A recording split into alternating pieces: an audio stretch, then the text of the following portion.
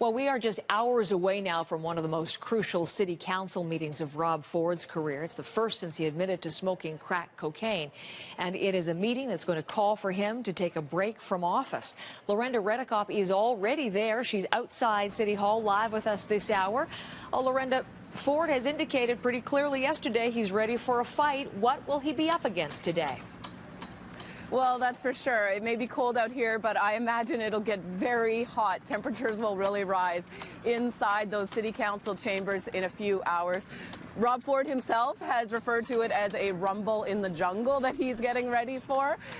We could get some of that. Certainly, we've got 44 city councillors, some of whom supported him and now feel like they shouldn't have because they didn't know the full story about Rob Ford at the time. But we also have people who've said, look, this has been talked about so much. People already know about that. They want to move on beyond these allegations of crack cocaine and the admission by Rob Ford that, yes, he did smoke crack cocaine. So unknown, how long will all of this debate take? Will it go on for hours or will it be quite short? So yes, it does call this motion that has been, it will be brought up very early in the meeting, calls for him to step down, but also asks for him to make an apology to Torontonians for misleading them. Here's a sense of what city councillors are saying. Take a listen. Of course it'll be a flogging, you see folks like Denzelman and Wong, the biggest opportunists down here. Why doesn't he come out and tell the people the truth? Why doesn't he just come out and say, I'm running for mayor and this is the reason I'm doing this? I think it's important to show leadership and make a statement, and I thought it was important that we had to deal with this and take a strong position. So that is the man behind the motion, which, as you say, Lorenda, comes before council very early today.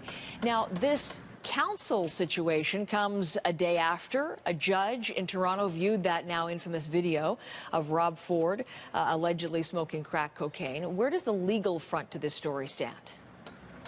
Well, that's right. So the judge himself, he viewed the tape. What he's now doing, he took some time reserving his decision as to whether lawyers can also view it. And that is lawyers for one of those young men who is pictured with the mayor. And his lawyers want him to be able to see that because they say it will show that their client was not involved in that. And their client, Mohammed Khattak, he's one of those people who was swept up in those pre-dawn raids.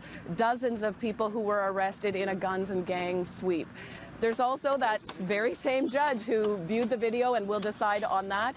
He's also the judge who can decide, it could come as early as some point today, which is whether media can have access and see more of those documents, those police documents. A lot of those pages were blacked out. He could decide that, yes, the media can now see them.